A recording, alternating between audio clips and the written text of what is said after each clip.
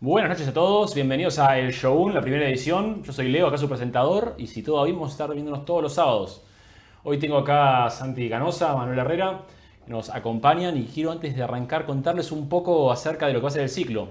Quiero que sepan que idealmente vamos a estar entrevistando todas las semanas a personas que quizás no son tan grandes, no tienen 50 años, la idea es que tengan de 30 y 40, 45, para que podamos entrevistar a personas que están un poco en la mitad de su carrera, personas que no vemos tan lejos, pero que quizás tienen algunas cosas para contarnos y que ciertamente vivieron ciertas experiencias, cosas que a mí al menos, cuando tenía 18 años, me hubiera gustado que me digan.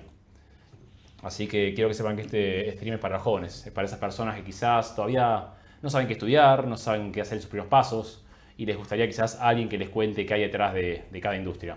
Por esto quiero decirles que toda la semana vamos a estar entrevistando gente de diferentes rubros para dar un poquito de historia y un poquito de amplitud al panorama laboral argentino. Y quiero que sepan que esto tampoco va a ser algo muy estructurado, la idea es que sea algo tranquilo. Y acá nos acompaña nuestro presentador. Uy, se enojó. Nos acompaña nuestro presentador y inversor estrella super. Pero bueno, ya para arrancar me gustaría presentarles de vuelta a Santi y a Manu. Me gustaría que cuenten un poquito quiénes son y qué es lo que vamos a ver hoy en esta charla de un poquito de tech. Perfecto, bueno, si quieren empiezo yo, Manuel Herrera, 31 años, argentino, trabajo en la industria tech hace, ahí está la cámara, hace 11, 12 años más o menos, particularmente mucho de ese tiempo haciendo mobile apps, últimamente ya haciendo un poco de todo. Eh, Mi experiencia más grande, digamos, es en aplicaciones móviles de iOS, pero bueno, últimamente nos estamos metiendo más en el mundo entrepreneur, acá con Santi y con un socio más que quizás podrías invitar dentro de unas semanas, el Pato. Vamos a invitarlo. Perfecto, perfecto. Así que bueno, Santi. Bueno, mi nombre es Santiago Canosa, tengo 29 años, cumplo la semana que viene 30, así que ahí medio con un pie adentro, ¿no? Casi. También trabajo en el mundo de sistemas de programación desde hace 8 o 9 años ya. Arrancamos en 2017 con Manu, que nos conocimos en los primeros pasos, que ahora vamos a contar un poquito más de eso. Pero bueno, también haciendo aplicaciones móviles sobre todo y después aprendiendo un poco más cross, un poco de backend, un poco de frontend. Así que bueno, nada, gracias por invitarme. Me gustaría, Santi, que cuentes un poquito cómo fue tu historia, porque vos no es que, Manu, conozco un poco menos, pero Santi, entiendo que vos no quisiste ser programador de siempre y que si vos fuiste un secundario que tiene una base de técnica bastante fuerte en programación, vos tuviste otras carreras, o al menos iniciaste otras carreras. Claro, tal cual. Yo había empezado en secundario en programación, técnico en informática. Y bueno, en ese momento, digamos, cuando uno es chico, yo fui a ese colegio técnico porque mi mamá lo conocía de toda la vida, porque ella vivió en Talar toda su vida, me lo recomendó. Y yo fui, viste, para probar como de curioso. Pero en realidad, mi papá siempre me había dicho durante toda como, mi infancia que a él le gustaban mucho las ciencias económicas y, digamos, él también había comenzado a estudiar ciencias económicas cuando era joven, que estudió un par de años y no se pudo recibir por, bueno, cosas de la vida, ¿no?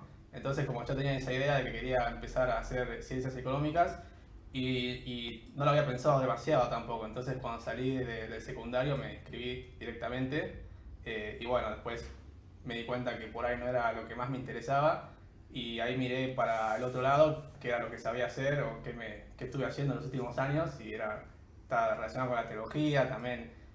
Bueno, al ser de secundario técnico, digamos, y estar todo el tiempo con computadoras, también mi propia experiencia era pasar mucho tiempo jugando juegos y ese tipo de cosas. Creo que te da como ciertas habilidades o ciertas premisas que después te llevan a disfrutar estar haciendo ese tipo de trabajos que tienes que estar enfrente de la computadora mucho ¿Y tiempo. cómo fue el momento en el que dijiste? Porque yo me acuerdo que, me acuerdo que te presté libros de la facultad, que nunca volvieron. Pero nada, me acuerdo que estabas muy entusiasmado y un día dijiste, no es para mí, cambiaste. ¿Cuál fue quizás la primera búsqueda laboral o la primera cosa que dijiste, acá voy a buscar trabajo? Porque si me acuerdo bien, tu primer trabajo fue en Mercado Libre, Mi primer trabajo que relacionado a la programación. a la programación, sí, en Mercado Libre. Después, previo a eso, hicimos muchas cosas. Digo hicimos porque también tuvimos algunas experiencias laborales con Leo eh, vendiendo fuegos artificiales en la calle. Había de los dos, había con ruido y sin ruido. Y bueno, uno cuando es chico, digamos, busca sus primeras experiencias laborales donde puede para ganar experiencia y un poco de plata, ¿no? Para uno. Y bueno, cuando decidí cambiarme de ciencias económicas a sistemas, Comencé en la facultad de General Sarmiento. Yo ya tenía una idea, puesto que te digo, de que había cursado técnico en informática, que si bien no te enseñaban por ahí tantas cosas por cómo está la educación pública hoy en día, pero bueno, tenía una cierta idea, una cierta base, y en ese momento la verdad es que sería mucho saber algo, digamos, para empezar a mirar trabajos que se estaban comenzando a postear en ese momento. Y te pregunto a vos, Manu, porque vos ya, entiendo que cuando Santi entra al Mercado Libre vos ya estabas ahí. Correcto. Ahí se conocen, pero ¿cómo fue ese ingreso? Bien, mi historia es un poco distinta porque yo desde muy chico quería estar en la compu, digamos, o sea, sabía que iba a trabajar con la compu. Fui a un colegio técnico con orientación en sistemas y instantáneamente después me fui a la UTN a estudiar sistemas. Ahí estuve un par de años hasta que empecé a buscar trabajo y mi búsqueda de trabajo inicial fue bastante graciosa o trágica, digamos, porque hacía muchas entrevistas y las fallaba. O sea, como que no me era difícil conseguir entrevistas, pero me era difícil pasarlas. Como que iba y me pedían un ejercicio que yo no sabía hacer, o hacía un CV todo con colores, con Photoshop, porque había hecho cosas de diseño también, y me decían, pero vos deberías hacer un diseño UX en vez de programación. Pero bueno, un día de forma medio random voy a un cumpleaños de un amigo y uno de los pibes de ahí, también del mismo secundario, me dice que él estaba trabajando en el Mercado Libre y que estaban buscando gente para una escuelita, digamos. Yo dije, bueno, o sea, no pierdo nada, voy, paso las entrevistas y entro a una escuelita de 2 meses donde nos empiezan a enseñar cosas. ¿Esta escuelita de dónde era? Era de Mercado Libre directamente y era bastante loco porque vos entrabas ya como empleado de Mercado Libre. Hacías esos 2 meses y te redistribuían a un equipo al azar de Mercado Libre. Entonces de repente entramos 30 personas, todos mitad de facultad más o menos, entre 20 y 25 años, a un secundario de 2 meses, porque literalmente era como ir a boludear un rato y aprender un par de cosas y más nada. Y ahí nada, después de esos 2 meses entro en uno de los equipos, que es en la aplicación móvil de Mercado Pago, en el equipo de iOS. Y más o menos al año Santi hizo algo muy parecido. La escuelita había mutado un poco. ¿En qué año fue esto? Esto fue 2016. Me parece muy bien, porque de hecho ahora lo que me gustaría pasar es un poco a lo que yo llamo los años locos de la informática en Argentina, que fue aproximadamente entre 2018 y 2022. Entiendo que ustedes fueron casi que los pioneros o los que arrancaron en estas escuelitas o academias que iban ofreciendo las empresas todo el tiempo por justamente faltar este recurso que eran los programadores.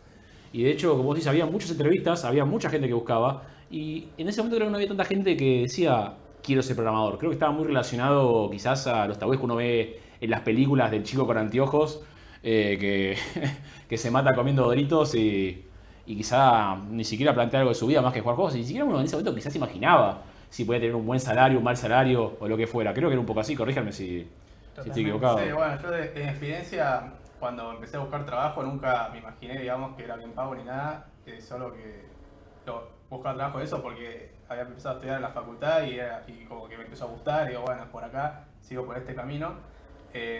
Pero sí, después cuando conseguí el primer trabajo que fue en Mercado Libre, yo en esa época estaba trabajando otra cosa en tesorería, en administración. Que bueno, había podido conseguir un trabajo ahí, que como te contaba, en esos momentos uno trabaja de lo que consigue. Y cuando me ofrecieron el primer trabajo en Mercado Libre, que encima era part-time, y encima nos estaban pagando por ir a estudiar 2 meses, era como el doble o el triple lo que me pagaban en la oficina donde estaba ahora. Y yo dije, y ahí como que dije, bueno. Quiero que sepan que Santi y Manu se conocen en Mercado Libre. Y para que se imaginen un poco cómo eran las cosas, en los que me gustaría pensar que en esa época arrancaba un poco el trap, ¿no? Arrancaba Duki con todo, con Rockstar, y yo creo que un poco ustedes sintieron los Rockstars. Me acuerdo que ustedes eran muy chicos, se mudaron juntos a un departamento del Mercado Libre que le apodaron el P15, y bueno. Sí, a ver, el tema es, teníamos 22, 23 años, teníamos sueldos que eran altos en ese momento, más en el momento de Argentina. Nuestro sueldo en Mercado Libre era muy bueno para la edad que teníamos, y decidimos mudarnos juntos porque nos llevábamos bien y porque nada, ya no queríamos vivir con nuestros viejos, etcétera. Y sí, nos conseguimos un departamento en Palermo que nada, o sea, hacíamos fiestas todos los fines de semana, o sea, la pasábamos bastante bien. De hecho, Leo rompió una de las paredes del departamento en un año nuevo. Era muy gracioso porque el departamento era como muy deprimente, pero estaba buenísimo porque era grande y aparte, nada, venía todo el mundo al departamento desde el pueblo, digamos, y Sí. a nadie le importaba mucho el departamento. Yo quiero saber que durante 2 años vivieron comiendo unas bandejitas que eran milanesa napolitana con papas fritas o puré. Ese fue su Bueno. almuerzo y cena durante 2 años. Claro. Eso o cajas de pizza que me ha pasado de entrar a esa cocina y ver 20 cajas apiladas y decir, por Dios, Rappi suerte que no saltó una rata. Rappi estaba muy barato en esa época y muy agresivo con Con el los marketing, descuentos. los descuentos, Sí. se comía muy bien. Comíamos bastante y metíamos muchísimo gym también en esas épocas. Y bueno, nada, yo en ese momento ya me había ido de Mercado Libre. Y... Quiero que cuentes la historia de por qué decidiste irte de Mercado Claro, Libre. bueno, ¿qué pasa? Yo ya trabajaba en Mercado Libre hace 1 año y medio más o menos, ¿no? ¿Y qué estaba pasando? Mercado Libre había crecido un montón. De hecho, cuando yo ya entré, ya había mucha gente en Mercado Libre. Y lo que lograron es que había como mucha gente que la tenía muy clara, que tomaba muchas decisiones y después contrataban a mucha gente junior como nosotros en esa época y nos ponían a hacer tareas que estaban buenas al principio pero que se volvían medio repetitivas con el tiempo porque uníamos una parte muy chiquita de la app. Ya no es que nosotros hacíamos la app de Mercado Pago, ¿no? Nosotros hacíamos la parte de inversiones de la app de Mercado Pago y después hacíamos los gráficos de la parte de inversiones de la app de Mercado Pago y así. Así que nada, yo quería un poco un desafío un poco más grande. Y Yo me tengo fui una a anécdota que recuerdo muy bien, que fue el día que yo decidí irme a Mercado Libre o empezar mi búsqueda afuera, fue el día que cambiaron algo de la oficina. Si no ¿Cómo? me equivoco eran las botas. Sí, sí. Bueno, eso es más una historia como que se fue transgiversando, pero básicamente en Mercado Libre teníamos botellitas de agua Villavicencio todo el tiempo gratis en todos lados, que es la marca de agua por excelencia que más me gusta. Y un día llegamos y había botellas Kim, agua de mesa. Bajó el Es level. como que nos bajaron el level y no se podía, Bueno, no se pero podía tolerar eso.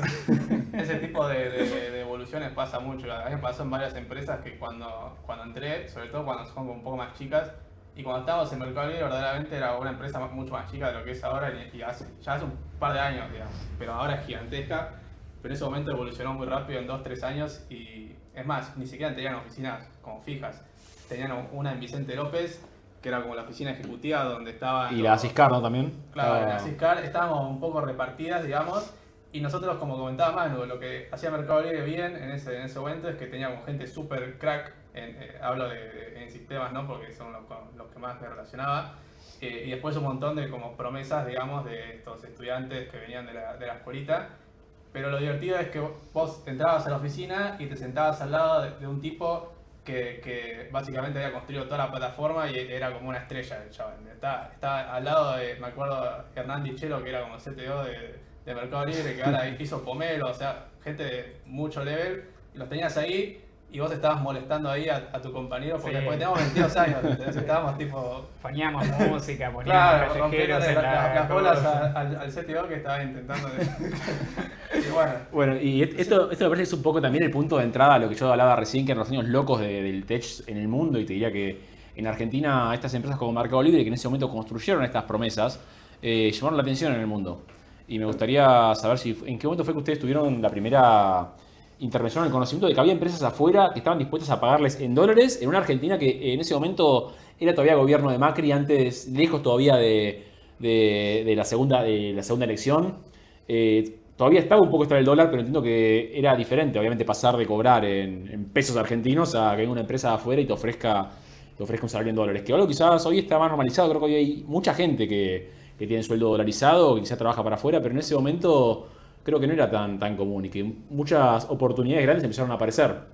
Totalmente. A ver, creo que lo que nos pasó a Santi y a mí en esa época es que veíamos como nuestros compañeros, que algunos eran muy buenos y otros no tanto, empezaban a cobrar el triple que nosotros porque venía PayPal y les ofrecía el triple en dólares sin impuestos y contractor, ¿no? Y decíamos, che, ¿qué está pasando acá? Un contractor, para los que, perdón que te interrumpí, contractor es como si fuera un monotributista trabajando para el exterior, Estados Unidos, Europa, en su mayor parte Estados Unidos, pero básicamente ahí va como monotributista, uno presta sus servicios, te pagan todos los meses, si en algún momento ya no sirve, se acaba la relación laboral. Totalmente, es un poco, claro, es más duro, digamos, desde un punto de vista de estabilidad, es menos estable, pero bueno, es mucha más plata y vos después decidís si sos monotributista o si no haces nada al respecto y esperás a ver qué pasa.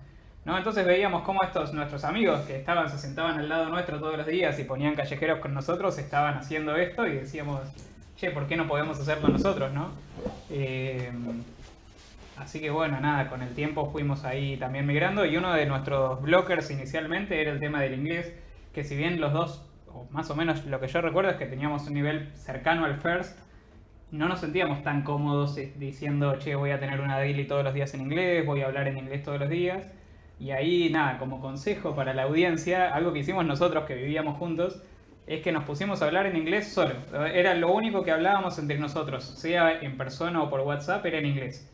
Y nos íbamos corrigiendo. De hecho, ¿te acordás que a vos te sumaste una vez en Mar del Plata a ese challenge? Había un poco de alcohol de por medio, pero... Había un poco de alcohol. Más Pero bueno, nada, a las 3-4 semanas ya estábamos con un nivel mucho más fluido por el hecho de que todos los días lo practicábamos y que nos íbamos corrigiendo pequeños detalles entre nosotros. Pero bueno, al respecto a otras oportunidades que empezaron a aparecer para los contractors o simplemente trabajando en el exterior, me interesa un poco que ustedes cuenten un poco cómo la experiencia, cómo lo vivieron y quizás también un poco las oportunidades que había, porque es posible, me contaron, no sé quién me lo contó, que quizás una posición de 8 horas, el trabajo se podía hacer en 2 horas o en 3. En esa época. Sí, había gente que lo hacía. Cuéntenme un poco, me gustaría que cuenten un poco cómo lo vieron ustedes o qué escuchaban o cómo empezaron a moverse en esos círculos en donde ciertamente había de esto. Claro, yo creo que evolucionó como todo demasiado rápido, ¿no? Cuando nosotros, o por lo menos yo, conseguí el primer trabajo como contractor, si bien había que trabajar, digamos, no era por ahí que te ponían tanta presión. Y después en un momento, en Estados Unidos llovían ofertas, en Argentina llovían ofertas. ¿Esto en qué año fue más o menos? Esto fue más o menos en 2020 fue. De 2020 los próximos años, 21, 22, fue como la época más dorada para el que estaba en tecnología y tenía cierto nivel. Y bueno, y si tenías inglés, justamente se te abría todo un mercado nuevo. ¿Hacía falta tener un nivel de inglés superlativo, alguien que habla superfluido? No, para nada. Yo creo que un nivel de inglés así semi-conversacional ya ibas, porque aparte era un trabajo técnico. O sea, tenías que hacerte entender con otros pares programadores, pero no es que tenías que llevar a cabo reuniones para hablar demasiado, digamos. Entonces también por ese lado, gente con un inglés medio que conseguía buenas oportunidades. También los equipos eran bastante globales, no es que era solo argentinos y estadounidenses, había mucha gente de India, mucha gente en Europa, con lo cual el nivel de inglés, si todos entendían, estaba todo bien, no tenía que ser perfecto. ¿Eso cambió mucho como es hoy o es más o menos lo mismo? ¿El nivel de inglés? ¿Hoy en día se exige más? O... No, nivel de inglés no. Y yo creo que hoy en día se está poniendo mucho más fino por muchas razones, digamos, y el nivel de inglés yo no creo que sea como la variable que más se pondera, pero si sabes hablar muy buen inglés, es como una habilidad comunicacional. O sea, es algo que suma, pero quizá no es que va a definir si tenés una posición o no. Es algo que es un nice, algo bueno para ver. Es un nice to have, pero bueno, digamos que si vos no te puedes vender, o sea, no puedes comunicarte, después vas a una entrevista y como que no sabes explayarte, se complica cuando el mercado está un poco más duro, digamos. En esa época era más fácil, entonces no era tanto que te frenaba el inglés. Bien, y hablando de lo que mencionaban yo de Rockstars, me gustaría decir que un poco en esa época, como recordarán con pandemia, en Estados Unidos se empezaron a imprimir billetes, acá el señor, creo que era Trump en su segunda presidencia, en su primera presidencia. Empezaron a imprimir un montón de billetes, la plata empezó a llover por todos lados, de hecho a Argentina le tocó una parte gratis, simplemente por existir. Y en el mundo desarrollado esto fue tirado a tech. Y esto significaba que había muchísima plata para empresas grandes, pero aún más para promesas. La gente con una tasa, esto es muy técnico ya, pero hay una tasa de interés muy baja en donde básicamente el gobierno te prestaba plata y era como devolvémela en 2 años y si te presté 100, devolveme 100 pesos y 50 centavos para que se uniera lo que era. Entonces toda esa plata que empezó a aparecer y que le llegó a las manos a inversores, a gente con plata y poder, lo tiraron todas startups. ¿Sabes? Cuando empezaron a llover ofertas de trabajo. Creo que me cuenten un poco acá sus experiencias o cosas que hayan escuchado de amigos que le hayan ofrecido. Y siento que los salarios en ese momento se dispararon 1 por 3 o algo por el estilo. Que había salarios ridículos, que había opciones de stock options. Que quizás si uno dice, si estoy en una empresa en la que me dan, no sé, 0,5%, 0,1% del share global del proyecto, si la empresa mañana vale $200 millones, me aparecen $200.000 en el bolsillo. Totalmente. Sí, a ver, yo ahí tengo una experiencia en 2022. A mí Yo tenía 6, 7 años de experiencia trabajando en iOS y yo abría LinkedIn y tenía 15 propuestas. O sea, como que básicamente era muy fácil conseguir entrevistas y me podía dar el lujo de elegir a cuál ir y a cuál no. Y como entrevisté en una startup con un salario muchísimo mayor al que tenía en ese momento, con un 0.1% de la empresa, como no me acuerdo si era stock option o si era la otra, que tampoco me acuerdo cómo se llama. Pero básicamente te decían, si cumplimos promesas, 0,1% de la empresa es tuya y si mañana se Si vende... la empresa se vende, te 0.1% es tuyo. La empresa se vendió, el 0.1% desapareció. Pero bueno, cosas políticas. El que se quejó de eso lo echaron. O sea, básicamente había uno de los muchachos que tenía 0.5%. Se quejó de que no se lo dieron y en la siguiente daily no estaba más. Así que todos los demás calladitos y a seguir. Pero sí, era una época bastante... Era la época dorada, o sea, como que llovían ofertas y podías elegir qué hacer y qué no hacer. Y si algo te molestaba, te dabas vuelta y te ibas a otro lado. Era muy... Sí, éramos Sí. la chica linda, Exactamente. como decirle, y estábamos muy lindas, como que cada vez más lindas, sin hacer nada al respecto, porque básicamente todo esto es como un fenómeno de mercado que pasa por lo que dice Leo. Empieza la pandemia, se rompe la economía mundial, Estados Unidos baja la tasa de interés, sale a imprimir billetitos y se lo reparte a todo el mundo para que se mueva la rueda. Entonces, ¿qué hace la gente? Empieza a invertir en cosas que no tienen sentido, o en ideas, o en promesas, y cuando hay mucha plata, se empezó a crear una demanda fuertísima de desarrolladores que no había abasto en ese momento, porque fue tan rápido el pico de demanda que lo que pasó fue que se ajustó por el salario de la gente que estaba disponible en ese momento. Bueno, estaba mucho el meme en ese momento que era, ¿cuánto me ofreces? $200.000. No, por menos de 400 y quedarme en casa todos los días y vacaciones gratis y 6 meses de licencia no trabajo. Totalmente. Sí, ese era el meme del momento. Pero bueno, ese fue también el boom de los bootcamps y de que todo el mundo quería entrar a sistemas porque se veía eso. Tenías un amigo en sistemas y era, che, este tipo está todo el día en su casa y como que se romantizaba mucho la idea de que... Acá pasó mucho de gente grande, gente de 45 años que sí tiene una profesión o algo y dijeron, ya fue, tiro todo, me meto en un bootcamp y la verdad es que había tanta demanda que... Se conseguía. Todo Se todo conseguía entraba. laburo rápido. No es que te decían buscamos chicos jóvenes para acá, no, había, pum, chupaban. Totalmente. ¿Y cómo vivieron estos años ustedes? Porque entiendo anécdotas que ya han tenido, porque Manu recién contó una que me pareció interesante, pero está bueno. Yo creo que esto va a quedar la historia en algún momento, de cómo, bueno, un poco satíricamente, pero creo que te va a quedar la historia de cómo la demanda de un tipo de calificación simplemente destruye el mercado completamente. Porque para que se den una idea, en 2022, piensen que estaba Alberto Fernández. Piensen que en ese momento un empleado de comercio, que es básicamente, creo que el 45-50% de la población en blanco de Argentina, estaba cobrando en bruto entre 300 y $400. Y de la nada quizás llegaban de afuera y te decían, si para ser latino, imagínense que siendo en Estados Unidos te pagaban mucho más, pero 100%. en ese momento te ofrecían quizás, no sé, $10.000 al mes, $8.000 al mes, y en Argentina, una moneda donde con $100 uno hacía cualquier cosa, era un desastre. Era un desastre para mí, a ver, había que ser conscientes si tenías un poco de educación financiera de que, a ver, este puede ser un buen momento, quizás no dura para siempre. No era momento de decir estoy ganando $5.000, me voy a gastar $5.000 o 6.000. No, era momento de... Más de uno lo habrá hecho. Totalmente, podías patinártela, era fácil, pero para mí era un buen momento para ahorrar y para empezar a invertir y empezar a jugar. Teniendo 25 años y teniendo un ingreso tan alto, era un buen momento para empezar a armar un portfolio. Sí. Yo creo que también ha pasado que por ahí cuando la gente entraba en tech, ¿no? Por toda esta fiebre de oro que hubo, y yo personalmente también me pasó como que no dimensioné que por ahí era pasajero, o como yo naturalmente pensaba que esto iba a ser así para siempre, que después la historia demostró que no, y ahora digamos cambió muchísimo el contexto de lo que fue o era hace 2 años, que ahora después vamos a hablar un poquito más de cómo están las cosas hoy en día. ¿Y cómo les cayó la ficha? Que dijeron, che, pará, esto no dura para siempre. Fue un golpazo, como, bueno, viste, lo que rápido sube, rápido baja. Pero era verdad que si surfeabas la hora de los 2 años que hubo de buenas oportunidades y tenías tu educación financiera, podías ahorrar.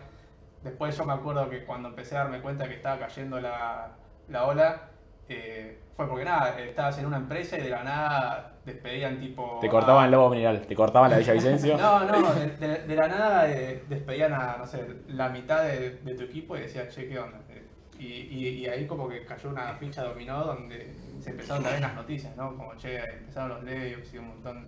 Yo creo que fue más o menos a la par de cuando crasheó las criptomonedas, que no sé si habrá tenido algo que ver. Sí, cuando fue lo de FTX. Sí, Que tipo... FTX, para que se den una idea, era una empresa que el mundo desarrolló, tal de Wall Street, había muchísima gente con, de verdad, mucha conciencia financiera que pensaba que el mundo de entrada de las criptomonedas en el mundo iba a ser FTX.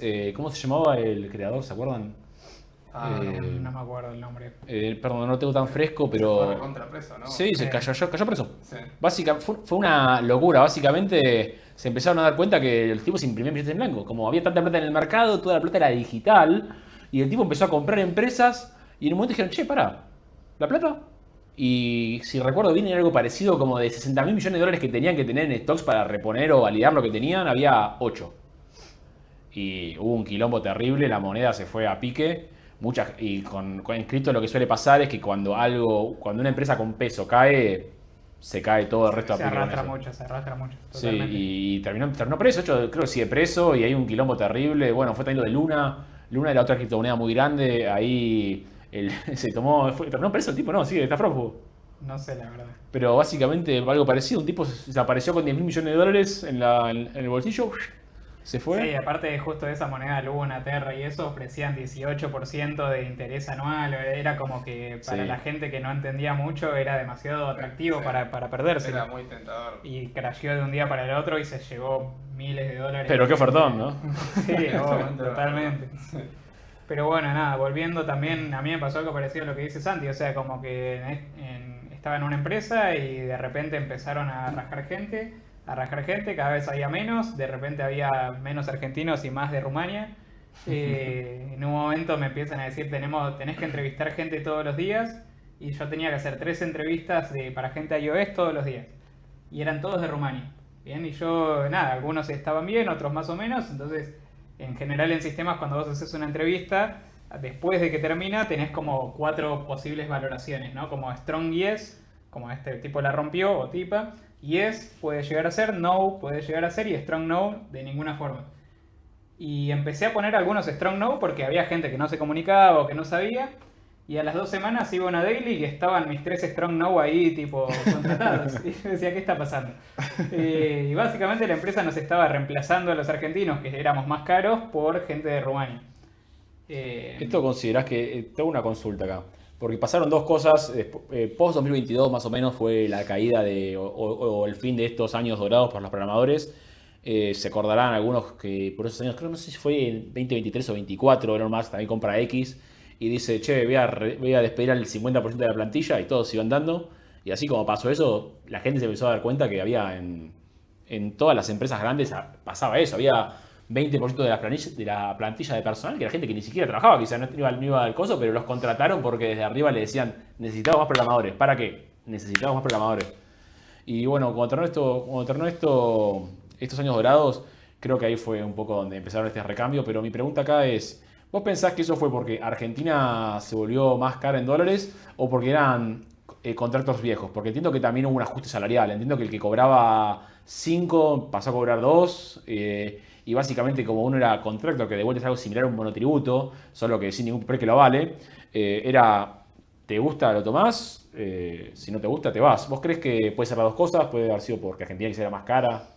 Ahora, yo creo que en un momento, como decís, había tanta oferta que el sueldo del argentino dev, que es un buen dev a nivel mundial, subió bastante. Cuando las empresas recortaron los presupuestos y encontraron que podían conseguir más cantidad de devs por el mismo dinero, dijeron, vamos a cortar el precio. Tengo un amigo al que le cortaban el sueldo, o sea, le decían, che, a partir de ahora, mitad de sueldo, mismo trabajo, si querés quedate, si no andate. Se quedó hasta la segunda vez que le hicieron eso, que ya pasaba un cuarto de su sueldo inicial, y ahí dijo, me voy. Pero nada. Yo creo que sí, no, fue todo muy rápido y pasó eso que estabas diciendo, ¿no? Como que hubo un cambio de paradigma.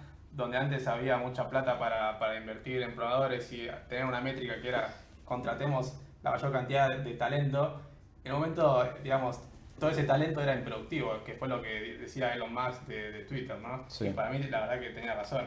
En una época ya como donde estábamos, más arriba la ola de la era dorada, Sí. yo tenía amigos que tenían 2, 3 trabajos y no hacían nada en ninguno de los 3, pero estaban ahí porque estaban en el roster y la empresa tenía plata. Digamos, como que se pedía mucho del programador en esa época. Y así, cuando cambió el paradigma, que se terminó la plata, se cortó la canilla, los bajaban a todos. Sí, también pasa esto de que en general en un trabajo tu jefe tiene un ranking de sus empleados Sí. en general. Y cuando se vienen los layoffs, los que se van son los que están abajo en el ranking. Entonces la gente que se veía que no hacía nada era la primera que se iba a echar. Claro. Y los empleados productivos se mantenían y de hecho podían mantener su sueldo, podían seguir creciendo su sueldo si querían. Pero se notaba mucho la diferencia entre el que le gustaba estar ahí y el que solo estaba ahí porque estaba. Y te pregunto, el tema de desarrollo de carrera, porque muchas veces uno quizá le pasa que entra en un buen trabajo y dice, uy, mirá qué bueno, me pagan, no sé, un 50% más, y a veces quizá la carrera se estanca ahí. Vieron que a veces, yo creo que es algo que también depende mucho de la edad. Quizá a partir de los 35 o 40 empieza a estabilizarse un poco más y busca algo más estable, pero cuando uno es chico, yo creo que busca crecer, ¿no? No busca quedarse en el mismo lugar. En el mundo de los programadores entiendo que los saltos eran mucho más por irse a otra empresa, pero ¿cómo eran las posibilidades internas? ¿O simplemente sus crecimientos o lo que ustedes fueron logrando fue por cambiarse de empresa? ¿Había posibilidad de crecimiento interno? ¿O estaba mucho esto de, no sé, estos latinos sirven para programar y, y se quedan ahí, no a ver un manager latino? Yo creo que había muchas empresas que usaban a los contractors latinos de esa forma, y es más, hoy en día también sigue habiendo que sé algunos nombres que como que tercerizan la parte operacional, si querés, y tienen como la parte más de managers de su lado, con decisiones de cada uno nomás, pero sí que había espacio para crecer donde vos quisieras, y sobre todo si estás en una empresa, en una buena empresa, digamos, una empresa de producto, por ejemplo, tiene como muchas más, mejores prácticas, mejor cultura, eso, que otra empresa que puede ser, por ejemplo, una consultora, que se dedica a otra cosa y entonces se mueve diferente, y bueno, es más por ese lado para mí.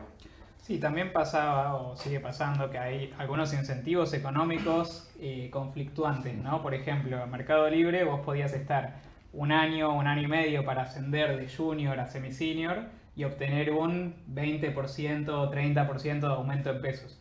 O podías estar un año y irte a una startup a cobrar el doble, ¿no? Entonces como que muchos programadores utilizaban estos cambios de saltos de compañía para subir el sueldo y subir el título. Vos pasabas de junior en Meli a semi-senior en startup Juanito. ¿Y para ustedes qué es lo más importante? O sea, si ustedes cambiaron los años claramente, pero para ustedes, ¿qué era más importante en ese momento? ¿Era la plata? Porque hay que decir la verdad, ¿eh? Ahora le voy a hacer una pregunta de qué es lo que más le gustó y lo que menos le gustó, no suele decir plata, pero hay que decir la verdad, muchas veces uno quizá tiene un plan de carrera y dice, uy, mirá qué bueno Meli tiene esto, pero la verdad que muchas veces uno tiene realidades diferentes o tiene sueños o aspiraciones y muchas veces quizás elige la plata en lugar del desarrollo personal o quizás trabajar en una app que uno diga, no sé, siento que estoy ayudando al mundo o lo que fuera. ¿Qué es lo que ustedes veían en ese momento? ¿Era la plata, la zanahoria, digamos? O...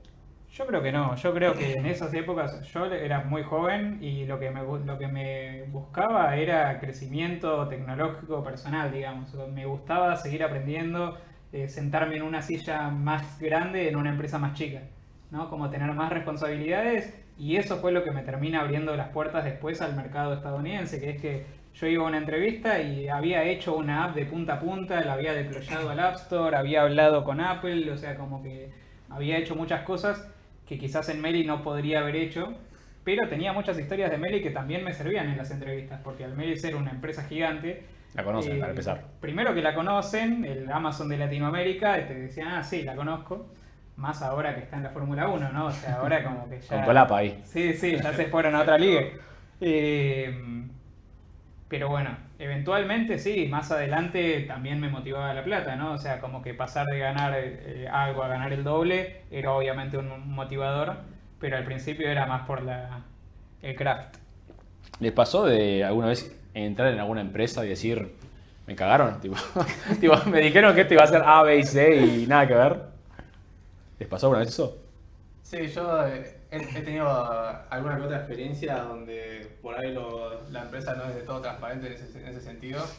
Y no sé, por ejemplo, yo he tenido entrevistas donde parecía que era todo increíble y claro, después entrabas y Y no. y claro, no te habían dicho un montón de cosas que eran claramente muy, muy negativas, ¿no?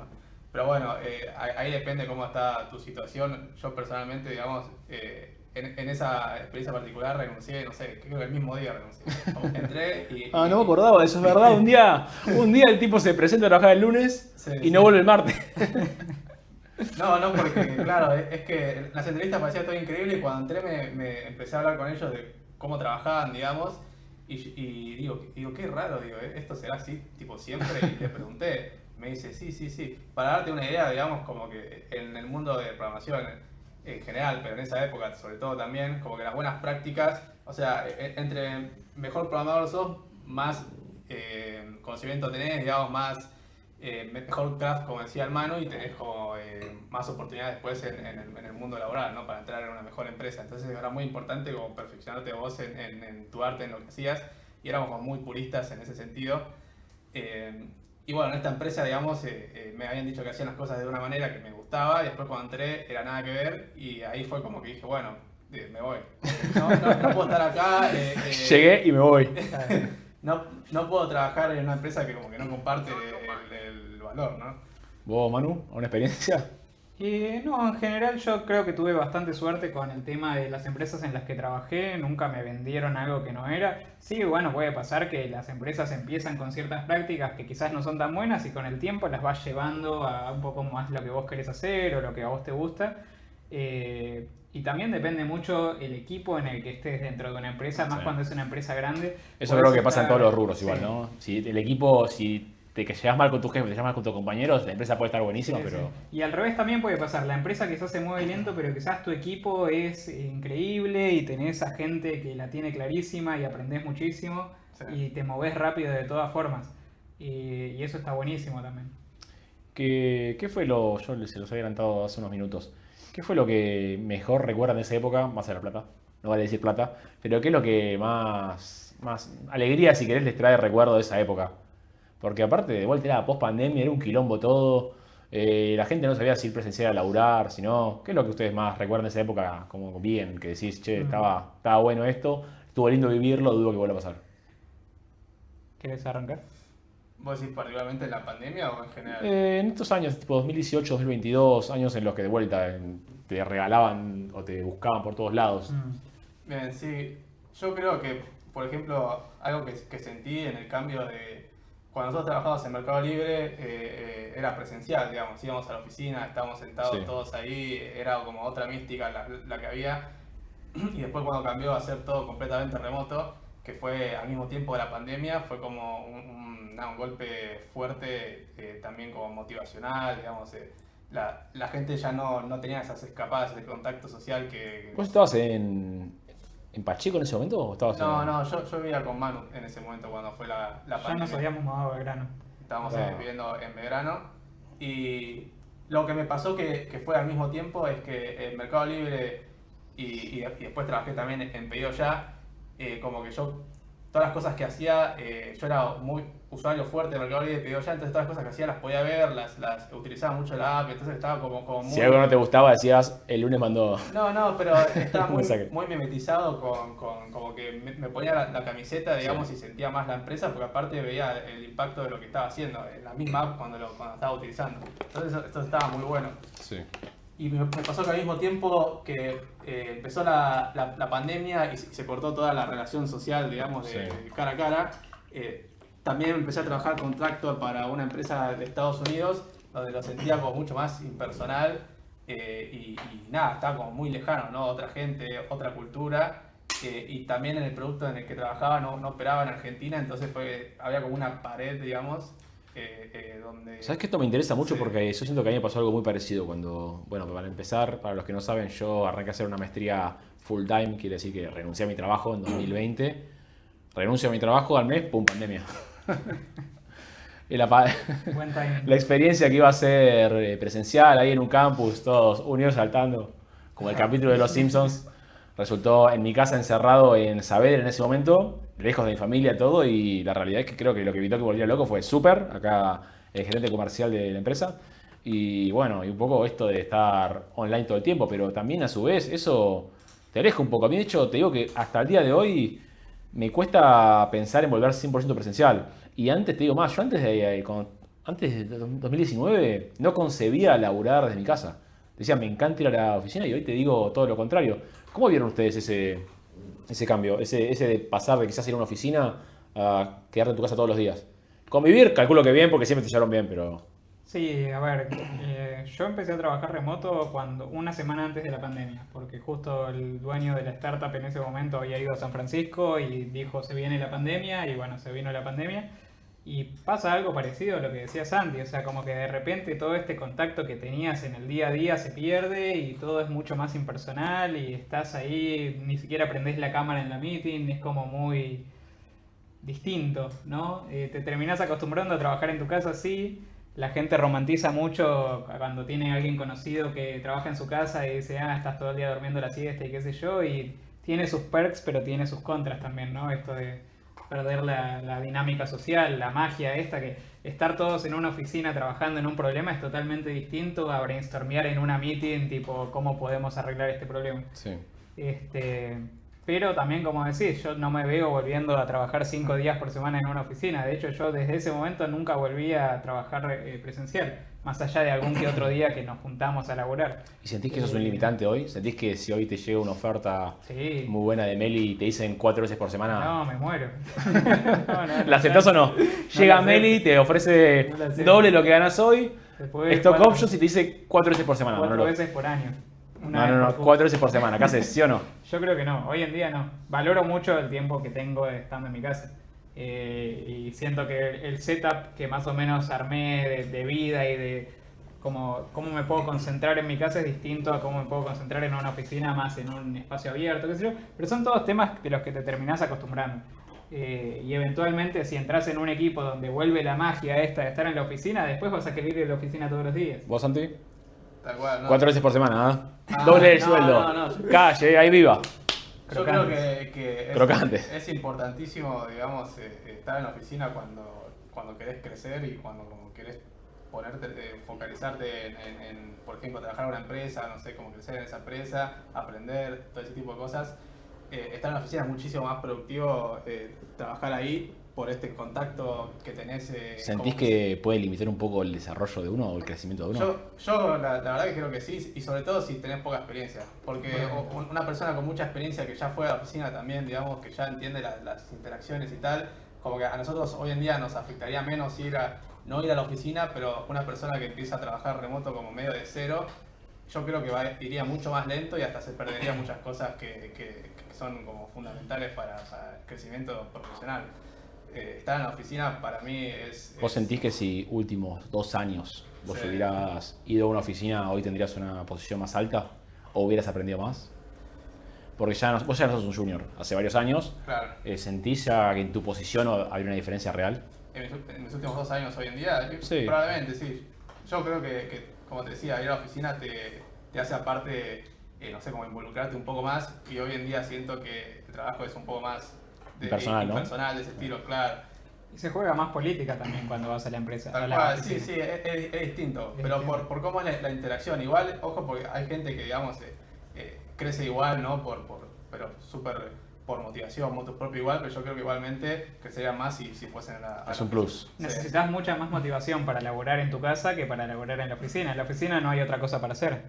O sea, estás ahí y Sí, laburás. a mí lo que me pasa, yo estoy un poco peleado con las oficinas. Hoy en día, hay que decir la verdad, yo cuando empecé a trabajar en mi empresa, había salas, había un open space híbrido, y hoy en día, al menos en mi empresa, es todo open space y la verdad que a veces es medio un quilombo. Quizás tenés una meet o algo y tenés a alguien gritando al lado tuyo, o peor quizás decís, bueno, hoy para juntarme con el equipo tenés un montón de trabajo y en el momento que se van todos a comer te cabrón una meet. Claro. Sí, a ver, uno de mis jefes una vez me había dicho que la oficina mejora la productividad del equipo, pero empeora la productividad del individuo. Que es interesante pensarlo así cuando ya estás en un puesto más senior, porque es verdad que vos como individuo producís menos, pero tu equipo y la interacción que se da es muchísimo mejor en persona que remota. Y sí, sobre todo pensando que todas las actividades que uno puede hacer post oficina o lo que fuera generan ciertos vínculos y ciertos Se lazos. genera tiempo Sin ir antes. más lejos, ustedes dos si hubieran sido virtuales nunca se hubieran conocido. Totalmente. Tal cual. Sí, quizás nos hubiésemos visto en algún tipo día de oficina y nada más. Ni hablar. Bueno, ahora vamos a pasar un poquito a lo que es post pandemia, se acabó la joda. ¿Cuándo se dieron cuenta ustedes que se acabó la joda, de verdad? Que quiero el momento exacto, porque ustedes dos sé que estaban medio timberos con la cripto en ese momento y estimo que fueron sintiendo algo, pero ¿en qué momento dijeron, más allá de las criptomonedas, hablando del laboral, ¿en qué momento dijeron, che, se está acabando en serio? O le quedan 6 meses, o quizás al contrario, quizás no se dieron cuenta y un día dijeron, che, layoff. Bueno, a mí en 2023 me pasó esto de que un día me empiezan a llegar mensajes, yo estaba de vacaciones en Córdoba, de uno de los pibes que laboraba conmigo y me dice, che, hoy nos rajan a todos. Yo decía, estoy en Mendoza, ¿qué está pasando? ¿No? Y me dice, sí, nos pusieron reuniones de 10 minutos a todos que dicen como update, no sé qué. Gracias por todo. Y yo como que entro en el Update de tu teléfono. situación laboral. Claro, y no tenía esa meeting de update, tenía otra de 20 minutos. Y dije, bueno, qué sé yo, en una de esas afé. Resulta que sí, a todos les dijeron, che, bueno, hasta acá llegamos, te pagamos enero y se termina. Y yo tuve la suerte de, como había sido uno de los primeros Sí. que había entrado en esa empresa, me dejaron 6 meses más para onboardear a la nueva gente que nos iba a reemplazar. Sí. Y ese fue el trigger, era literalmente en 6 meses andá buscándote otra cosa. ¿Y vos crees que en ese momento el mercado se puso peor o en realidad se destapó la olla que ya todos medio que sabían? A ver, ya no era lo mismo que antes. Lo que yo había contado antes de que entraba a LinkedIn y tenía 15 propuestas, ya no era así. Había que salir a buscar. Yo creo que al menos yo tuve la suerte de que ya tenía 7, 8, 9 años, no me acuerdo, de experiencia, entonces conseguía y no es que me bajó el sueldo considerablemente, pero era mucho más difícil que conseguir antes, definitivamente. Y se puso mucho más picante para entrar al mercado, que antes era lo más fácil que había entrar a sistemas. ¿Vos, Santi, qué sentiste o qué viste en ese momento? ¿Vos la viste o Sí, o no, te ya- pasó como Manolo que un día... Santi la vio antes que todos o que varios. A mí, digamos, como que siempre me gustó estar observando el mercado. Es más, a lo largo de toda mi vida, digamos, hacía entrevistas por amor a conocer, poner cierta empresa. Por más de que no iba a entrar, igual me gustaba ir y afilarme, digamos. Entonces siempre estaba como muy en tema. Y cuando yo la empecé a ver, que dije, che, esto se va a caer, fue más que nada por eso, porque ya, digamos, como yo siempre estaba como en búsqueda mirando, ya había muchísima menos oferta y yo digo, qué raro. Y ahí cuando empezó eso, rápidamente a continuación empezaron los layoffs, que por ejemplo yo estaba en una empresa que me acuerdo que habían echado, te digo, un cuarto del personal de tecnología, después, y lo hacían en varias rondas encima. Echaban un cuarto, pasaban, no sé, 2, 3 meses a ver, estaban viendo cómo estaban de guita, echaban otra vez otro cuarto, y bueno, los que se quedaban sin trabajo, hubo como una avalancha de gente que estaba disponible al mismo tiempo, y yo creo que la competencia ahí era como mucho más difícil, y eso tuvo que ver en la baja de sueldos y bueno, en la oferta que había de programadores, y la demanda también bajó, porque todas las empresas que habían contratado tenían sobra de programadores, los echaban y Iban todos de al la nada mercado había un pool juntos. de gente Llegando. buscando trabajo y apuntando más o menos a las mismas empresas. Entonces Sí. la competencia se Era más puso dura. más dura y sí, Y- el sueldo bajó. ¿Qué diría que aprendieron ustedes de esa experiencia? O sea, si mañana se dan cuenta que pasa algo parecido, ¿qué harían diferente? Yo creo que tenés que, digamos, aprovechar las buenas épocas y cuidarte del cero, como dice Warren Buffett. Siempre tenés que estar pensando, no te digo así de pesimista, pero como que tenés que tener en cuenta que hay, como la economía, también pasa en todas las economías, ¿no? Hay buenas épocas y malas épocas. En las buenas épocas tenés que juntar plata y en las malas tenés que agarrarte de lo que tenés o por lo menos, nada, vivir con lo que tenías antes, ¿no? Porque imagínate que ponele que te echaban y vos veías un estilo de vida como muy gastador, donde te entraban, no sé, $5.000 y te gastabas $5.000, de la nada te quedabas en la calle figurativamente, con un estilo de vida muy alto y ya no conseguías esos $5.000. Entonces, Totalmente. Y a ver, hay otra cosa que es importante que en sistemas y en muchas otras industrias, que si vos te mantenés activo y seguís investigando, seguís manteniéndote en el state of the art de las cosas, después es mucho más fácil conseguir trabajo. Pasa mucho que te entras en una empresa grande, te estancás, estás 3 años ahí sin aprender nada nuevo y cuando te vas ya no sabes cómo entrarle al mercado, ¿no? Entonces, mantenerse estudiando y ver qué es lo que está pasando. Por ejemplo, ahora si no usas IA no podés entrar en ningún lado. Y la Antes, IA es relativamente antes de entrar en nueva. ese tema, tenemos una pregunta en el chat. Ok. ¿Cuál fue el mejor proyecto en el que trabajaron y por qué? Yo creo que el que más me gustó fue una Bitcoin Wallet, Sí. donde trabajé en Buenos Aires, de hecho sigo siendo amigo de muchos de los que trabajan ahí, se llama Moon, Sí. pero la que más impacto tuvo fue Mercado Pago por la cantidad de usuarios, obviamente. ¿Vos, Santi? Sí, yo creo que también coincido con el tiempo en Mercado Libre, era muy loco porque teníamos como mucho poder y no lo dimensionábamos. Totalmente. Para darte una idea, ahora esto ya no es así, ahora Mercado Libre cambió, pero en esa época un empleado que recién entraba como nosotros, digamos, como que tenía acceso a mucha información dentro del Mercado Libre y Podía meter un suprimir de masa ahí y romper todo. podía subir código medio como que nadie te revisaba lo que hacías, ¿entendés? Porque era una cosa medio extraña. Es más, hay muchas anécdotas de que rompimos cosas heavy, pero te digo que tipo, no sé, no se puede... Esa compra que no te llegó en 2017. No se puede tipo escanear más el QR para darte un ejemplo, ¿no? Porque una persona que recién entró y metió un cambio malo, como que teníamos mucho poder y mucho impacto, y eso era lo que me gustaba en esa época. Mirándolo en retrospectiva, ¿no? Porque en ese momento no, Era normal. como que no lo dimensionaba. Y ahora sí, pasando a lo que decías recién, vamos a empezar con el tópico de IA, ¿no? Que creo que es algo que, bueno, arrancó hace unos años. Creo que es algo interesante a mencionar porque quizás hoy en día realmente todas, creo que hasta McDonald's, te debe clavar uno, te dice hamburguesas IA. Todo es IA ahora, todo es IA, todo está ahí y la realidad es que en muchos sectores es marketing. Tenemos que decir que tenemos algo de IA para vender porque a la gente le gusta escuchar IA y tenemos que tenerlo, pero la realidad es que en pocos sectores afecta tanto y tan rápido como es en el sector de programación. Quiero que me cuente un poco con su experiencia porque yo tengo mi primera experiencia con IA aplicada que de verdad dije, che, me está cambiando radicalmente la forma de trabajar.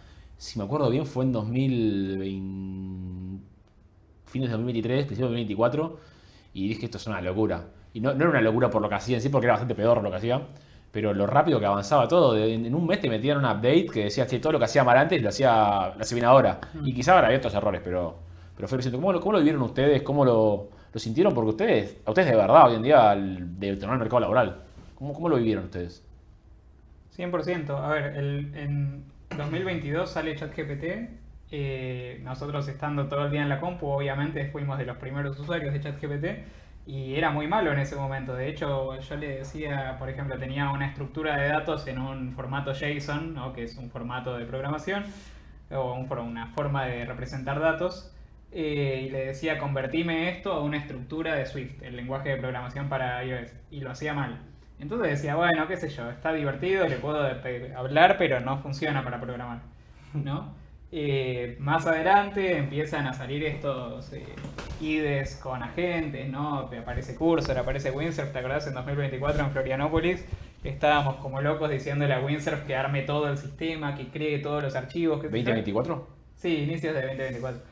Y más o menos lo hacía bien, pero fallaba. En un momento estábamos con un proyecto de conseguir como números de hoteles para conseguir canjes para influencers. Y le digo a Windsurf, che, por favor, conseguime, bueno, le mando el prompt, ¿no? Haceme un Excel con todos los hoteles de Cancún con sus números, ¿no? Pasa 20 minutos y veo un Excel con 1500 entries de hoteles 5 estrellas en Cancún. Digo, bueno, ahora empecé a mandarle mails a todos con esta data. Y empieza a mandar y me rebotan todos los mails, ¿no? Todos, tipo, no, este mail no se encontró. Y entonces voy a ver lo que hice y dice, bueno, como no encontré los mails, voy a generar mails random y los voy a poner en el Excel. Creo que todos vivimos acá algo usando IA en el que dice, soy un capo. Y cuando manda las cosas dice, el tuco se hace con atún. Totalmente. Pero bueno, cambió muchísimo este año, ¿no? O fines del año pasado, cuando de repente aparecen estos Cloud Code, Codex, etcétera, que de repente son modelos entrenados para programar que tienen acceso a toda tu codebase o a toda tu carpeta. Bueno, salió la semana pasada creo que fue. Salió una noticia de un hombre que tenía 500 bitcoins guardadas desde 2002, algo por el estilo. El tipo estuvo 13 años tratando de descifrarlo, no se lo acordaba. Le mandó todo a Claude porque dijo, ya fue, vamos a probar a ver qué pasa. Le tiró todo y Claude en 15 minutos le rastreó todo a su computadora vieja y le encontró la contraseña. Le encontró las private keys, sí, lo pudo recuperar.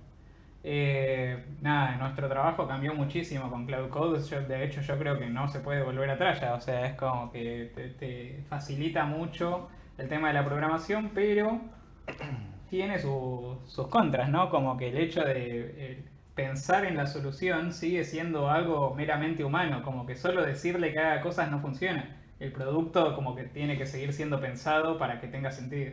Sí. Pero ¿cómo viste vos? ¿Cómo vivieron los dos este proceso? O sea, ¿en qué momento dijeron, che, esto de verdad viene en serio? Porque yo me acuerdo, tenemos un grupo de amigos en el que son todos programadores menos yo, soy la oveja negra, pero yo me acuerdo de venir hablando de, che, pasó esto, o che, pasó esto. Y en un momento era como, en 10 años por ahí nos preocupamos. Y de repente 6 meses fue como, pará, loco, pará. ¿En qué momento dijeron de verdad, che, esto viene en serio? Yo creo que el cambio más grande en términos de programación fue este año, como decía Manu, porque si bien había comenzado ChatGPT, después se fue usando como progresivamente un poquito más para programar, porque empezaron a mejorar los modelos, salían estas integraciones con el IDE, que el IDE es como un Word para programar, o para ponerlo simple, digamos, que te ayuda a editar código. Entonces el IDE está integrado con el ChatGPT y te ayudaba a editarlo más rápido. Pero como que no era muy bueno en ese momento y en ese momento, es más, yo tardaba más tiempo en decirle al ChatGPT o al cursor que me haga algo que hacerlo a mano. Entonces podía estar tipo 2 horas peleándome con la IA o hacerlo en 15 minutos. Entonces en ese momento se usaba para cosas como muy simples o demasiado mecánicas. ¿Y qué pensaban en ese momento? O sea, ¿qué decías? ¿Es algo divertido para testear o...? Sí, lo usaba como herramienta, Claro. como si fuese, sí, un complemento, pero no era como la actividad principal. Yo tengo el recuerdo de un amigo que me iba diciendo, hoy con, no sé si era el chat o otro, creo que era el ChatGPT, pero él en un momento decía, no, hoy en día le pido que me haga una línea de código, me hace el 60% bien y corrijo el resto. Después era, che, me hace el 80% bien, después hace el 90% bien, y después él me contaba un amigo que tiene un pasante trabajando con él, que él no sabe programar, no programó en su vida, justo este chico se había ido a España a un congreso, habló con un amigo mío también que es programador de allá, le explicó cómo hacer unas cosas con una interfaz parecida a la que decía recién, donde uno escribe lo que quiere y va programando, y cuando volvió viene a pecha. Y el pibe no sabe programar, o sea, no sabe nada. Está pasando mucho eso de gente que nunca tocó la computadora para programar y de repente tiene acceso a crear aplicaciones o crear programas. Está buenísimo, no sé si van a escalar tanto, ¿no? O sea, como que en el fondo el programador, en mi opinión, sigue siendo necesario. Pero para hacer pruebas de concepto, para salir a vender algo, está buenísimo y sale muy rápido, ¿no? O sea, eso está espectacular. Pero bueno, es una herramienta más, hay que aprovecharla, saber usarla y apalancarse de eso, ¿no? No dormirse, estar atento, pero no sé si, digamos, diría no vas a necesitar más programadores nunca más porque ahora la IA te puede resolver tu aplicación. Sí, yo creo que es interesante lo que dice Manu y concuerdo que el programador sigue siendo necesario, pero como que va a haber y hay un ajuste, digamos, en la productividad. Entonces, como que para mí se está separando mucho más los programadores buenos de los malos. Y los malos eran la gente de antes que, digamos, se dedicaba a hacer el trabajo mecánico de programación, ¿no? Como que vos les decías qué hacer. Hay muchas empresas. ¿Es un tema de rangos o es un tema de...? Yo creo que es un tema como de forma de trabajar. Antes, si vos solo sabías programar, digamos, y hacías lo que te decía poner, no sé, tu product manager, por ejemplo, hagamos un ejemplo, ¿no? Hay muchas empresas que trabajaban como con un estilo medio de cascada, donde lo que te llegaba de arriba, lo que tenías que hacer, y estaba todo medio resuelto y tu tarea era programarlo. Entonces, si sabías, digamos, apretar las teclas para que se haga el programa, ibas bien. Yo creo que hoy en día eso, digamos, murió totalmente, por eso el trabajo junior, que era un poco así, donde vos contratabas a alguien, le dabas una tarea medio fácil, le decías, che, andá y fíjate cómo hacerla, pero bueno, eso hoy en día la IA te lo hace en un segundo. Sí. Entonces para mí el trabajo de programador cambió un poco, ya no se hace código, digamos, el código es totalmente escrito por la IA, lo que hace el programador es orquestar. Orquestar y O después, sea, necesitamos una persona que sepa quizás traducir, quizá viene una persona de producto, te lo digo, estoy exponiendo, Sí, sí, puedes sí, corregirme en cualquier momento, No, sí, va bien. pero calculo que hoy en día viene una persona de producto, dice, che, queremos esto, y el programador tiene que, de cierta forma, prompearlo, es decir, escribir bien definido qué es lo que se quiere. Después, bueno, el chat, Claude o la herramienta que sea lo va a escribir y después quizás la labor es más testearlo que otra cosa. ¿Me entendí bien? Testearlo, sí, confirmar que lo que hizo está bien, que no está metiendo vulnerabilidades, que digamos lo que hizo puede escalar a futuro y también es un poco hacer un pushback a por qué queremos esto. Estamos seguros que queremos esto y no esto, como que se está convirtiendo más en un rol Trabajo de de producto, pensar. ingeniero Sí. de producto, más así, ¿no? Sí. Pero sí, eso. Lo que dijo Santi también concuerdo totalmente. Lo de que, digamos, si sos un programador que lo único que hace es lo que te piden que hagas, no sé si Para mí te queda mucho. estás en peligro de extinción. Totalmente. Sí, está emigrando la profesión a esto que decía Manu. Bueno, y la pregunta acá es ¿qué pasa con los juniors, no?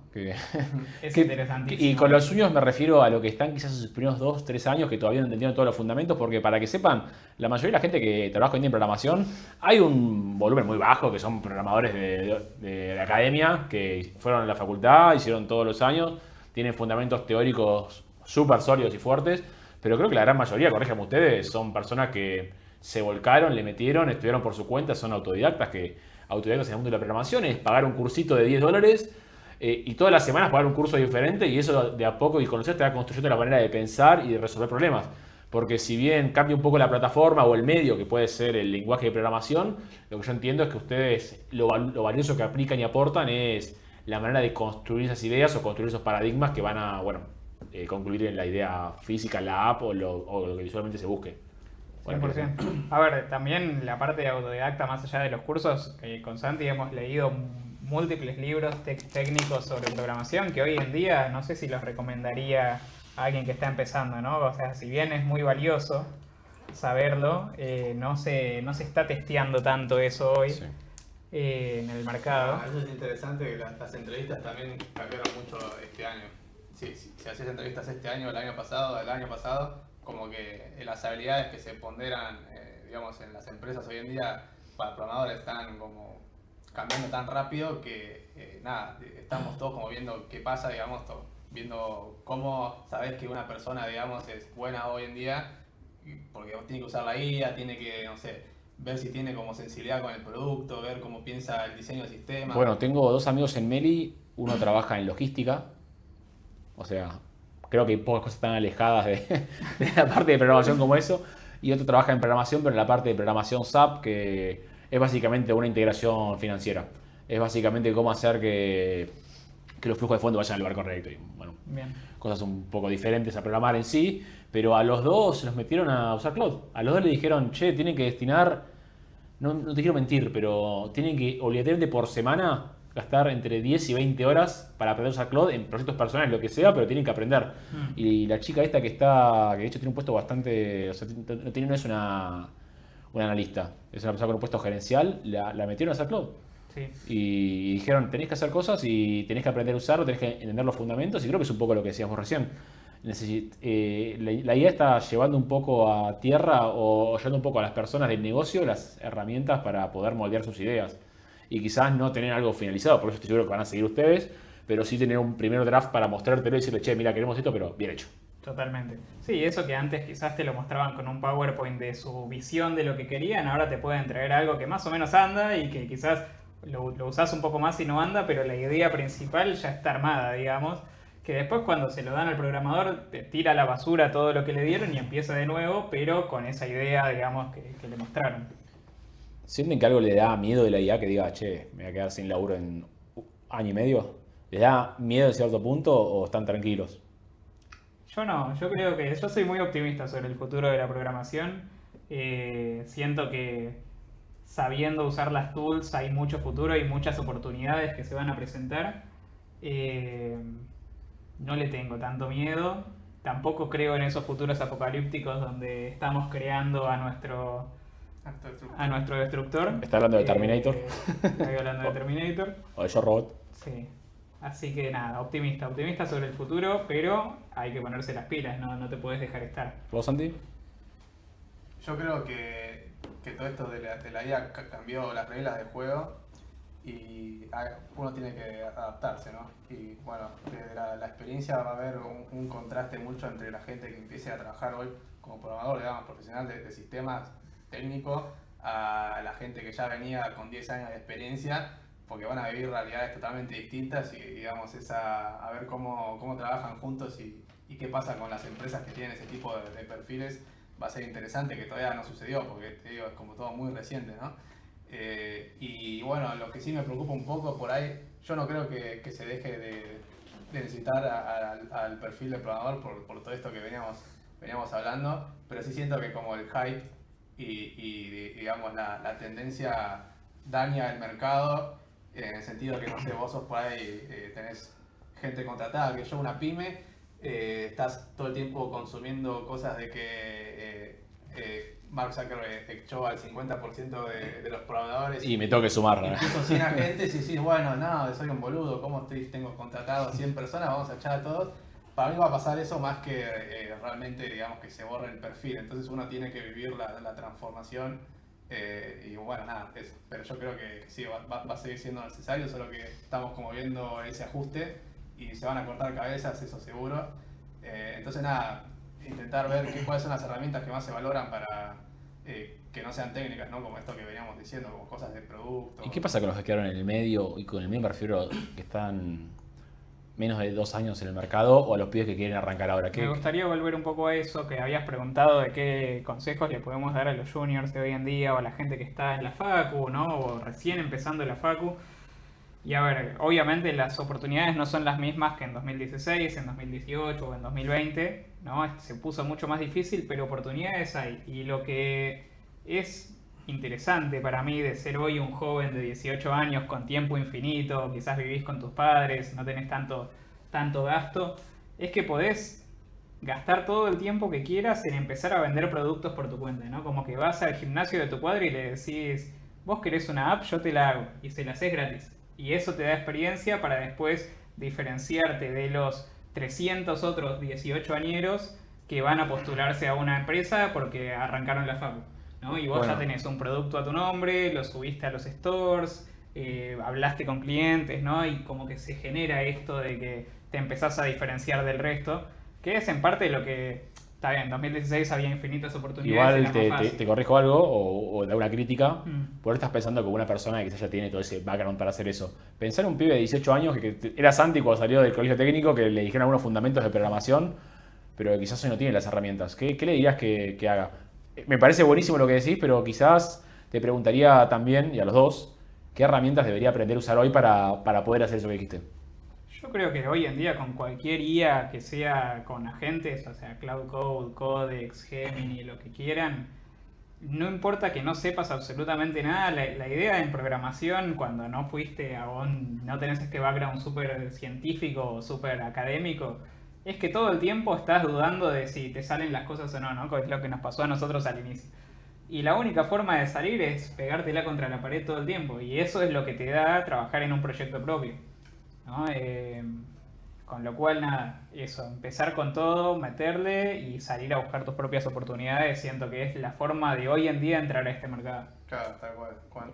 Cuando hay menos oportunidades como hoy en día, sobre todo para entrar del inicio, lo que tenés que hacer es mejorarte vos y la única forma de mejorar es practicar. Y la programación, como cualquier otro oficio, si querés, otras profesiones, se mejora practicando. Entonces, me gustó lo que dijiste, la programación como oficio. Me gustó esa. Claro, y yo lo veo, sí, somos como los herreros del siglo XXI. Los artesanos modernos, digamos. La persona que... Y es más, estamos viviendo lo que le habrán pasado a los artesanos, ¿no? Como que antes se hacía todo muy a mano, era todo muy artístico, donde la persona que hacía las cosas como le ponía mucho su impronta, y hoy en día se deja de hacer eso a favor de la productividad y se lo da a una máquina. Entonces esas personas, digamos, tienen que elevar como el trabajo a otro tipo de trabajo que ya no es tan Mecánico. mecánico, claro, tan de artesanal, digamos. Y te pregunto, también algo que me parece interesante es, me pasó con muchos compañeros compañeros de la vida, de colegio, gente que conocía la facultad, gente que conocía en otros ámbitos, que quizás se mandaron a estudiar programación y quizás decían, che, yo no programé hasta el tercer año.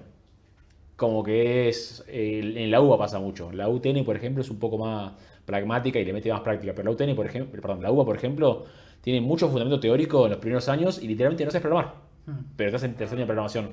¿Qué le dirían a esas personas que quizás le dan más peso? Que no me parece mal tampoco, son elecciones de vida. Pero ¿qué le dirían hoy, con ustedes que están creo que bien establecidos en el mundo tech? ¿Qué consejos le darían a esas personas? Yo creo que Y por favor no le digan deje de estudiar. No, yo creo que la formación académica es súper valiosa, digamos, y como que te forma como un individuo más completo, pero para mí pasa en todas las carreras que hay, ¿no? Como que vas a la facultad y aprendes un montón de cosas relacionadas por ahí a lo que querés hacer, y después vas al trabajo y ves que como que las habilidades que importan por ahí en tu puesto de trabajo particular, nunca las practicaste o no tenés mucha idea, pero porque es como mucho más específico, ¿no? Sí. Entonces son como formaciones para mí distintas. Si quisieras empezar a trabajar o te importa más trabajar de los años al principio, para mí es súper valioso empezar a hacer proyectos por tu cuenta y después empezar a ver qué se está pidiendo en el mercado y después en paralelo, digamos, seguís estudiando para completarte en tu formación, que te va a dar más herramientas. Es un poco más a futuro, ¿no? ¿Crees que es necesario? Te lo digo así. ¿Necesario? Me refiero a vos tenés una persona estudiando ingeniería informática o algo por el estilo, está en quinto año, nunca trabajó. A ese pibe lo dejás al pasado, a primer año. ¿Qué le decís? Che, dedicate 100% a estudiar, o le decís, che, mirá, hacé los dos, porque si no vas a estar medio complicado. Sí, yo creo que... Más al ritmo que va a seguir la información, Sí. Porque todo lo que te está enseñando en la facultad, los conocimientos teóricos son muy importantes porque te modelan la forma en la que uno piensa, pero también genera esto, ¿no? Genera un poco de qué estoy hablando, porque en la UBA sigue enseñándose, que está buenísimo para saber, pero en definitiva, ¿vos qué preferís? ¿Alguien con una mentalidad buenísima sin experiencia, que te conoce todos los fundamentos teóricos, o alguien que te sabe, al menos, si le pedís, haceme esto, te lo haga?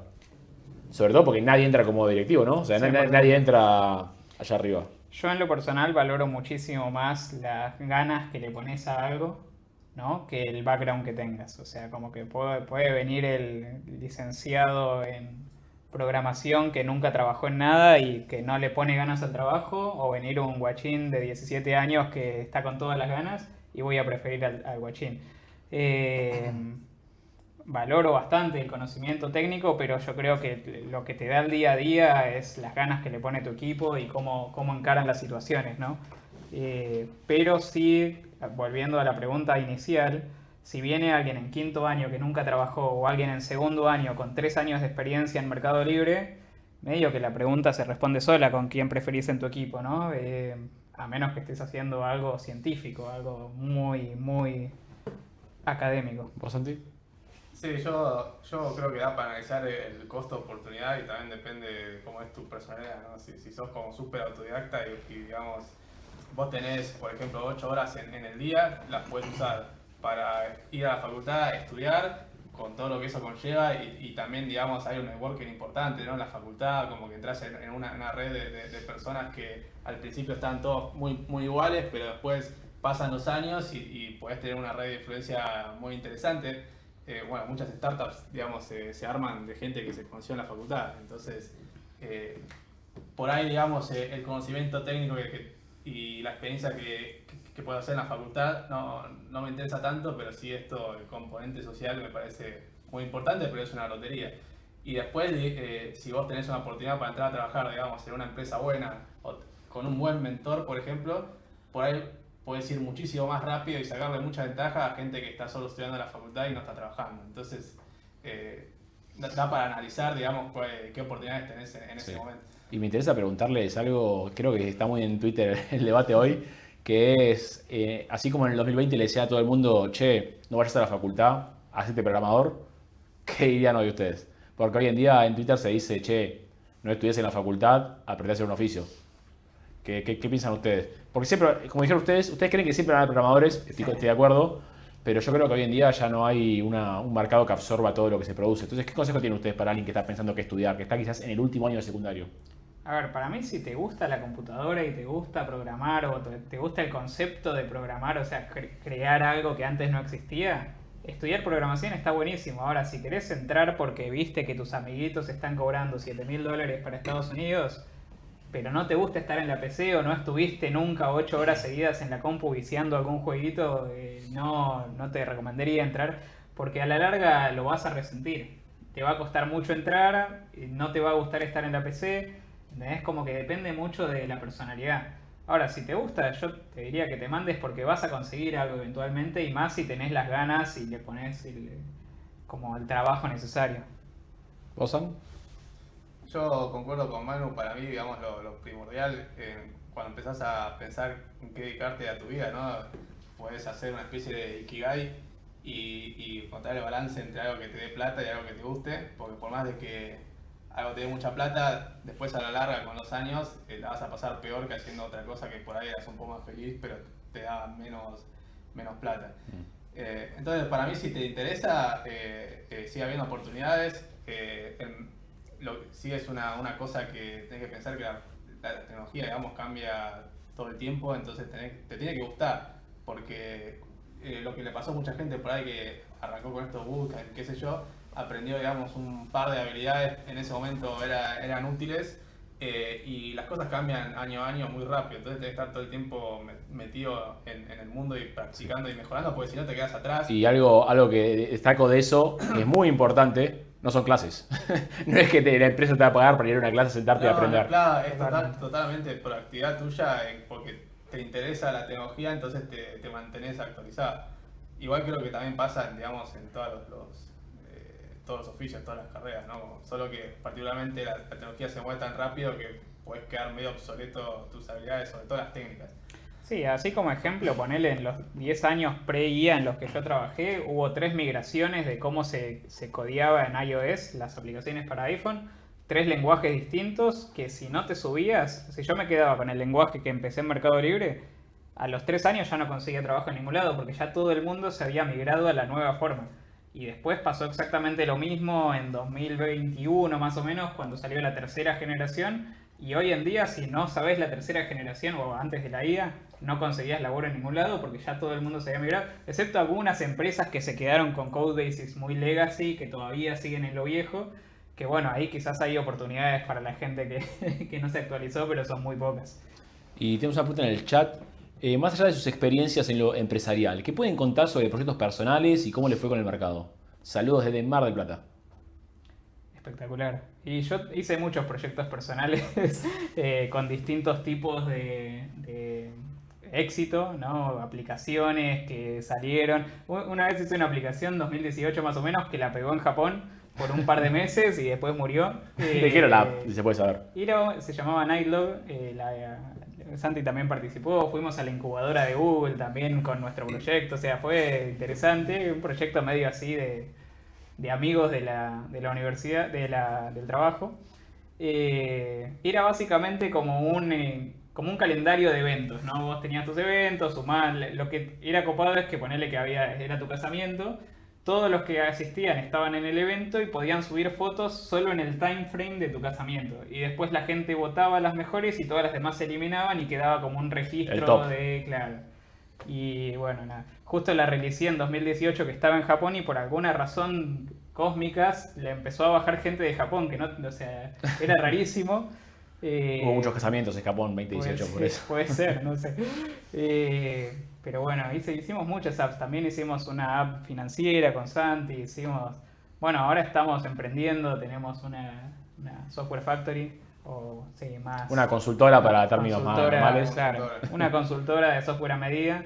Así que, nada, distintos niveles de éxito, pero siempre hay que ir buscando nuevas cosas para hacer. Así no nos aburrimos. ¿Vos, Sam? Y bueno, la mayoría de los proyectos fueron con esto que comentaba Manu, porque generalmente cuando uno tiene una idea, al ser tan amigos, terminamos subando los dos. Pero sí, hicimos muchas apps Todavía no nos volvimos millonarios. Es más, creo que hoy en día, con la facilidad que tiene la IA para generar código y aplicaciones que la verdad que más o menos funcionan, yo veo en un futuro cercano un montón de como mini empresas o mini productos, y está pasando con gente que conozco que, digamos, no es programadora, ¿no? Como que, no sé, gente que tiene por ejemplo, no sé, un gimnasio o antes hacía tipo, no sé, organización tengo un amigo que organizaba encuentros de pádel, por ejemplo. Se pueden armar aplicaciones muy fáciles que resuelven un problema muy específico, y para mí van a empezar a volar soluciones de ese estilo, como súper específicas en un nicho. Me gusta. Hay gente que no es tan técnica que puede hacer ese tipo de cosas, que ve la oportunidad y ve la solución. Bueno, y para cerrar un poco, ¿qué idea les gustaría a los dos que se lleve la gente de esta charla? O algo que le quiera decir a la gente, un consejo, lo que ustedes quieran. Bien. A ver, para los jóvenes, un poco lo que veníamos hablando, ¿no? Como si te gusta, metele y buscate la forma de entrar. O sea, lo importante es entrar al mercado, y si tu primer sueldo son $300, tu primer sueldo son $300. Eso va a mejorar con el tiempo. O sea, como que no, a menos que necesites la plata por cuestiones de la vida, no me fijaría en eso al inicio. Me fijaría en entrar, en crecer, en seguir aprendiendo, y la plata eventualmente va a llegar. ¿San? Yo creo que sí, digamos, que sigan lo que les guste, que no se dejen llevar por los mercados que suben y bajan todo el tiempo. Siempre va a haber evoluciones y transformaciones. Pero bueno, lo que decía Manu, digamos, al ser un sector que se moviliza tanto, desde que estar viendo mucho, yo creo que en esos momentos donde hubo muchos layoffs, por ejemplo, se crearon como comunidades de gente que estaba buscando trabajo, había mucho consejo de gente que ya tenía mucha más experiencia. Entonces yo recomiendo entrar en comunidades, por ejemplo, juntarte con todos tus amigos, como que empezar a compartir con todo el mundo para ver qué hacen, y yo creo que le buscas la vuelta. Y último, entiendo que tienen su consultora, la mencionaba recién, algo que les gustaría decir para que la gente la conozca, o bien qué hacen. Sí, pueden entrar en la página web goldencrowbs.com. Básicamente estamos enfocados últimamente en proyectos de fitness o de salud.